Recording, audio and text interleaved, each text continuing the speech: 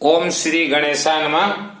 शिवलिंग, ज्योतिर्लिंग, महाज्योतिर्लिंग, पंचमुखी शिवलिंग का रहस्य क्या है? बेलपत्ता का कनेक्ट क्या? बेलपत्ता का रहस्य क्या है? बेलपत्ता को वेद शास्त्र ने टेप रिकॉर्डिंग कहा है। टेप रिकॉर्डिंग का रहस्य क्या है? आपके गांव, शहर, मोहल्ले में जो शिवालय है उन्हें शिवलिंग, शिव मंदिर कहा जाता है। इनसे थोड़ा ऊपर की अगर हम बात करें तो 12 ज्योतिर्लिंग है। इनसे फिर थोड़ा अगर ऊपर बात करें तो 5 मुखी शिवालय है, माने शिवलिंग में 5 मुख है। इनसे फिर थोड़ा अगर हम ऊपर बात करें तो नर्मदेश्वर महाज्योतिर्लिंग है। आप जब तक शिवालय के बारे में पूर्ण जानकारी प्राप्त नहीं कर लेते, बेलपत्र के बारे में पूर्ण जानकारी प्राप्त नहीं कर लेते, तो जीवन भर भी आप भटकते रहेंगे देवी देवता के चरण शरण में, आपको कुछ मिलना है नहीं। पॉइंट टू पॉइंट, शिवालय, ज्योतिर्लिंग, पंचमुखी शिवालय, महाज्योतिर्लिंग। अब किसी भी मंदिर में जाइए, अब फाइल प्रोसीडिंग होगा। फाइल पहले एप्लीकेशन देना पड़ता है देवी देवताओं को कि हम इस कार्य के लिए आए हैं। आप अपने गांव के शिवालय में अपने परिवार के मनोकामना हेतु या कोई ग्रह दोष निवारण या कर्ज दोष निवारण या घर में शांति के लिए कुछ भी, या आप धन कुबेर का वरदान प्राप्ति, अपार धनवान बनने के लिए कुछ भी चढ़ाते हैं। आप कुछ सामग्री आपने चढ़ाया है तो आपके गांव शहर के जो शिवालय हैं उनका कनेक्ट किसी न किसी 12 ज्योतिर्लिंग से है। अंडरग्राउंड करंट, वर्ल्ड के अंदर जितने भी शिवालय हैं, शिव मंदिर, उनका तुरंत कनेक्ट हो जाता है किसी न किसी 12 ज्योतिर्लिंग के साथ। कैसे होता है इसमें? जैसे ओडिशा राज्य कालाहांडी जिला केसिंगा शहर के बीचों बीच गौरी शंकर मंदिर शिवालय। उस शिवालय में आप जो कुछ भी सामग्री वेद शास्त्र सम्मत अगर चढ़ाते हैं तो वहां अंडर करेंट माने गुफा के माध्यम से तुरंत वह चला जाएगा उज्जैन महाकाल ज्योतिर्लिंग, और वहां आपका फाइल प्रोसीडिंग सुनवाई होगा वहीं पे। मैं उस शिवालय में करीब 20 वर्ष तक अपने परिवार के लिए पूजन किया हूं। फिर भुवनेश्वर राजधानी मैं जिस शिवलिंग में हर रोज पूजन करने जाता हूं, वहां मैं जो भी कुछ चढ़ाता हूं, जिस किसी भी व्यक्ति के नाम से वहां चढ़ाता हूं, मंत्र तंत्र महामंत्र प्रयोग करता हूं, तो वह तुरंत चला जाता है काशी विश्वनाथ बनारस। फाइल वहां प्रोसीडिंग होता है वह ज्योतिर्लिंग में। देखिए, काशी विश्वनाथ जो ज्योतिर्लिंग है वहां शास्त्र सम्मत, वहां के विद्वानों को भी आप पूछिए, मूर्ख इंसान को भी विद्वान बनाने का काम करते हैं काशी विश्वनाथ के ज्योतिर्लिंग। अब बात करते हैं पंचमुखी शिवालय का। पंचमुखी यह आपके शरीर के पंच तत्वों से कनेक्ट है: पृथ्वी, अग्नि, जल, वायु, आकाश। पंचमुख शिवलिंग में आप जो भी चढ़ाते हैं वह तुरंत 5 ज्योतिर्लिंग के साथ नेपाल काठमांडू पशुपतिनाथ ज्योतिर्लिंग तक पहुंचता है। पंचमुखी शिवालय यह कोई मानव के द्वारा निर्माण नहीं होता। स्वयं काठमांडू स्थित पशुपतिनाथ देवाय जिस मानव को आशीर्वाद देंगे और उसके साथ स्वयं उस क्षेत्र में जाएंगे, तभी वह शिवलिंग पंचमुखी का निर्माण होता है। इसीलिए विश्व में बहुत ही कम पंचमुखी है। जैसे एक है काठमांडू नेपाल में, दूसरा बनारस के नजदीक कई महीने दर्शन नहीं किया, तीसरा जो है ओडिशा राज्य कालाहांडी के नजदीक केसिंगा शहर के नजदीक अग्रहा मादम कुर्लुपाड़ा गांव के अंदर एक है। यह ओडिशा राज्य में कैसे बना? और ये पशुपतिनाथ उड़ीसा कब आए थे, अभी उसका जरा सुन लीजिए। मैं जब छोटा था तो एक बार मैं चला गया काठमांडू, बहुत ही छोटा था, तो मुझे नहीं मालूम था कि यहां पंचमुखी शिवालय हैं। मैं घूमते घूमते चला गया, वहां धर्मशाला में रुका हुआ, तो बहुत ही छोटा था, शायद 15 या 16 साल का। और मैं चला गया वहां देखा मैंने कि अरे ये तो शिव बाबा के पंचमुख है। तो मैंने जो फूल वगैरह चढ़ाना था चढ़ा दिया।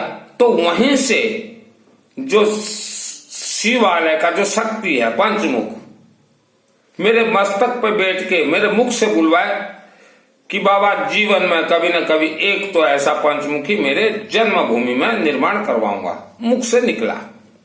और उस दिन से मेरे रक्षा के लिए वह शिव जी ओडिशा के सिंगा मेरे साथ हमेशा उनका दूत को एक रखे। तो उनके आशीर्वाद से ही केसिंगा के नजदीक कुर्लूपाड़ा अग्रोहा महाधाम में पंचमुखी शिवालय का निर्माण हुआ है। अब इसके ऊपर थोड़ा चलते हैं। नर्मदेश्वर को महाज्योतिर्लिंग कहा गया है। यह शिवजी ने कहा है। शिवजी ने तो 12 ज्योतिर्लिंग को भी 12 ज्योतिर्लिंग कहा है, लेकिन उसका अर्थ को अनर्थ कर दिया गया।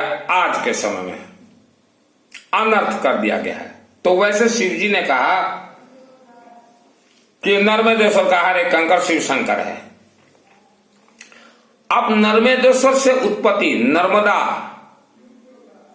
नर्मदेश्वर शिवलिंग आपके घर में अगर वास करवाते हैं तो वहां आप जो भी चढ़ाएंगे, जो भी बोलेंगे, वह तुरंत 1 सेकंड में उसका जो फाइल प्रोसीडिंग होगा 1 सेकंड में 12 ज्योतिर्लिंग तक पहुंच जाएगा। 12 ज्योतिर्लिंग। शिव के साथ एक शक्ति को आपको जोड़ना जरूरी है। यही कारण से ऋषि मुनियों ने आपके शरीर के मूलाधार चक्र जो कमर दर्द दे रहा है, घुटना दर्द दे रहा है, तो रिमोट जो है शक्ति के हाथ में दे दिए हैं ऋषि मुनियों ने। और यही कारण से मूलाधार चक्र की महाशक्ति देवी और देवता श्री गणेश जी का अर्थ क्या है? ये सुपारी बिठा कर पूजन करना नहीं है। गणेश जी को तो आप हवन अग्नि में शास्त्र नाम से आहुति दीजिए। पीली सरसों का, दूब का, गेहूं का, यह है गणेश जी। ये ना एक सुपारी बिठा दिया हो गया गणेश जी? नहीं होता। यही कारण से तो पूजन फॉल्ट हो रहा है। तो महाकालिका देवी कनेक्ट हैं आपके शरीर के साथ। आपके जीवन का रिमोट कंट्रोल महाकालिका देवी के हाथ में है। इसीलिए हमने कई बार कहा है कि सिंदूर दीजिए महाकालिका देवी को। बेलपत्ता रहस्य, पूजन विधि, रुद्राक्ष धारण, इसका भी रहस्य हम बतलाते हैं। आप किसी भी देवी देवता का पूजन कीजिए, श्रद्धा और भक्ति को अपने घर में छोड़ के आइएगा। देवी देवता को आप इतना भी मूर्ख ना समझें कि आप अपना श्रद्धा भक्ति दिखा दो और आशीर्वाद ले लो। बिल्कुल नहीं। श्रद्धा भक्ति देवी देवताओं से किसी भी प्रकार कनेक्ट नहीं है। यह तो आप लोगों को गुमराह किया गया कि आप लोग डायरेक्ट देवी देवताओं से ना जुड़े। इसीलिए आपको बतलाया गया श्रद्धा भक्ति। हम अनेक मंदिरों में पूछते हैं कि क्या चल रहा है ये मंदिर में, बोलते देवी को हम रिझा रहे हैं। किसको लेके रिझा रहे हो? नहीं, बाहर से किसी को बुलाएं, भजन संध्या होगा, देवी नहीं रिझेगी और न सीजेगी, आपको सिजा देगी वह देवी। देवी का अर्थ क्या है? मेरा नाम है सुनील मित्तल, 10 महाविद्या का तंत्र शास्त्री हूं। अब देवी को सोच क्या रहे हो? ये जो कमेटी वाले देवी को जो रिझा रहे हो ना, वो सिझा देगी आपको। सिझाने का मतलब समझते हो? जैसे जो कढ़ाई में जो आलू का सब्जी बनता है ना सिजा सिजा के, वैसा सिजा देगी ये देवी। देवी जहां बैठी रहती है ना, देवी मां भगवती देवी राजराजेश्वरी, उनके चारों तरफ लाखों उनके दूत खड़े रहते हैं, जैसे कि प्रधानमंत्री और राष्ट्रपति के कार्यालय के चारों तरफ गौन पकड़ के, वैसे देवी देवता को मंदिर के चारों तरफ उनके दूत खड़े रहते हैं। तो देवी रिझने और सिजने वाली नहीं है। आप जो केसिंगा के नजदीक जो अंबा देवी मंदिर देख रहे हो ना, रेलवे फाटक के साइड में, टोटल कंस्ट्रक्शन 94, 5, 6, 7, 8 5 साल मेरे हाथों से, मेरे माध्यम से वह कंस्ट्रक्शन हुआ है।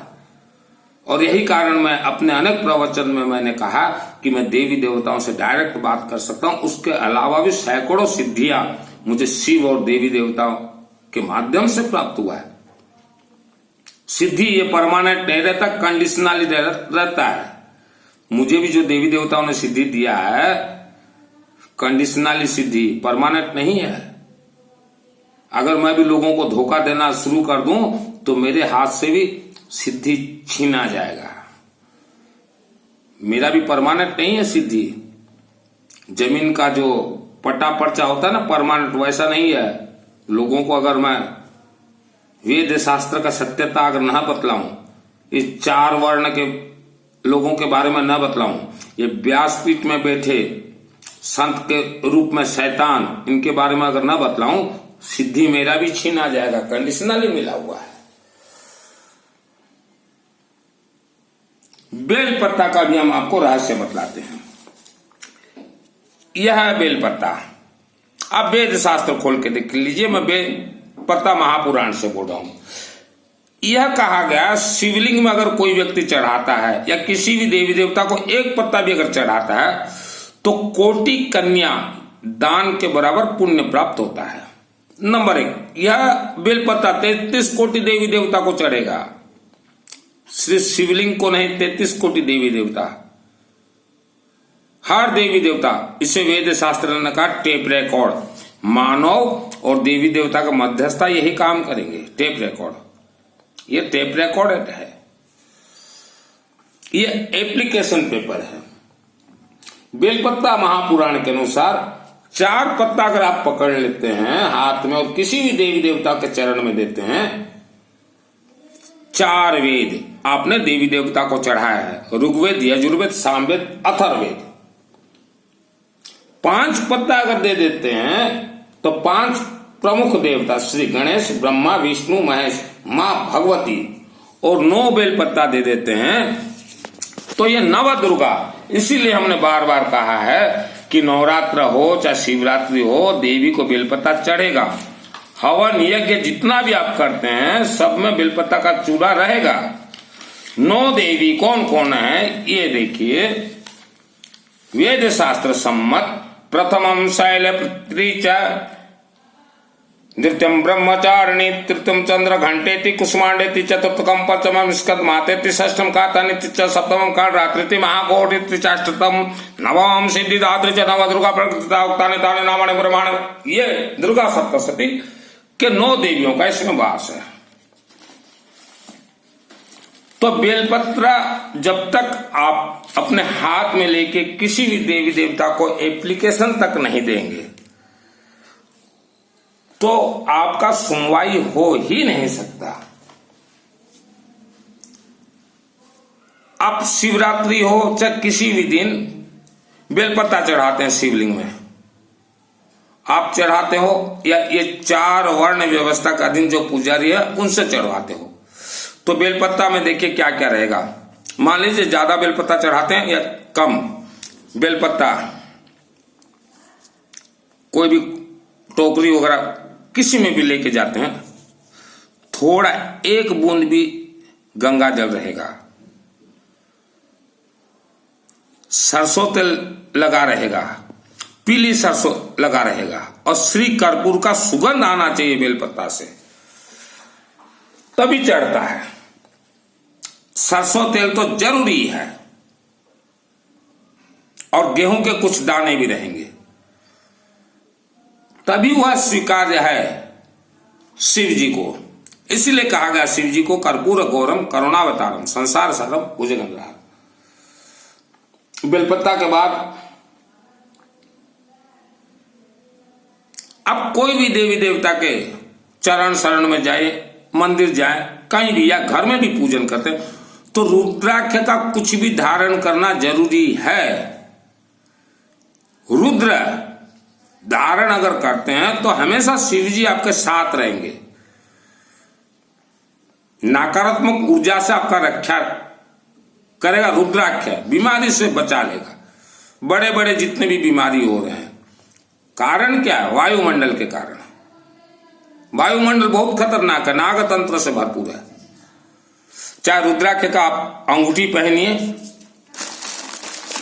या अंगूठी, चाहे ब्रासलेट पहनिए, चाहे घड़ी टाइप के ब्रासलेट पहनिए, चाहे रुद्राक्ष माला, कुछ भी शरीर में रहना जरूरी है। घर से बाहर निकलते ही रुद्राक्ष अपने शरीर में कुछ भी धारण करना जरूरी है। तो वेद शास्त्र हमें उल्टा बतलाया गया है और यही कारण से आज हमारा जीवन उलट पलट है। वेद शास्त्र ये 4 वर्ण व्यवस्था के अधीन में आता है। किसी का पैतृक संपत्ति नहीं है। वेद शास्त्र 4 वर्ण के अधीन आता है। मंदिरों में नवरात्रि हो, चाहे देवी का कोई पूजन हो, कुछ भी हो, XYZ, जिस गांव में ये होता है नवरात्र या कुछ भी, 12 शिवलिंग तक वह कमेटी वाले नजदीक 12 शिवलिंग तक जाना जरूरी है। हमने अभी कहा कुछ समय पहले कि कुछ भी कोई शिवलिंग में देते हो तो कनेक्ट किसी न किसी ज्योतिर्लिंग से है। वो 12 ज्योतिर्लिंग तक जाना जरूरी है वो कमेटी को, और वहां निवेदन करना पड़ेगा नींबू से, सरसों तेल से, पीली सरसों की, हे महाकाल, हम लोग हमारे मंदिर परिसर में अनुष्ठान करवा रहे हैं, आप रक्षक रहेंगे। 12 ज्योतिर्लिंग माने 12 मंदिर उस क्षेत्र में जाना जरूरी है। श्रीफल लेके वह 12 देवी देवता को अगर आप निमंत्रण करते हैं तो 12 ज्योतिर्लिंग आपके उस अनुष्ठान के रक्षक रहेंगे। और महाकालिका देवी के मंदिर में जाना जरूरी है कि हे महाकालिका देवी, सिंदूर भेंट लेके आए हैं, श्रीफल लेके आए हैं और हम अनुष्ठान कर रहे हैं, उनका रक्षक देवी आप, हमारे मंत्र सही संचालन हो, उसके बाद अनुष्ठान होता है। मनमाना बुला के ले आए आप 4 वर्ण व्यवस्था के तहत पंडित भाइयों को और पकड़िए वेद शास्त्र, चला मंत्र, और यही कारण से आप लोगों का अनुष्ठान काम नहीं करता। नंबर 2, आप घर में कलश स्थापना करते हैं, चाहे कोई भी अनुष्ठान में हो, रुद्र देवता का पूजन होता है, जनों का पूजन नहीं होता।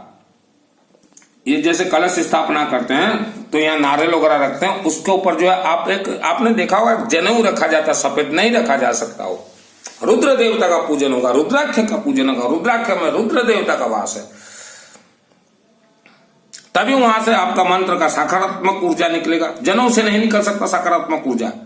किस वेद शास्त्र के तहत जनों का पूजन करवाया जा रहा है? आप किसी इंसान से अगर गुरु दीक्षा भी लेते हो ना, कलयुग में तो वर्जित है, कोई इंसान किसी दूसरे इंसान को शिष्य नहीं बना सकता, वर्जित है ये। इंसान का गुरु इंसान नहीं बन सकता, इंसान का गुरु बनेंगे direct, DTH, direct to heart. कोई भी देवी देवता बनेंगे, इंसान का गुरु कैसे कोई इंसान बनेगा?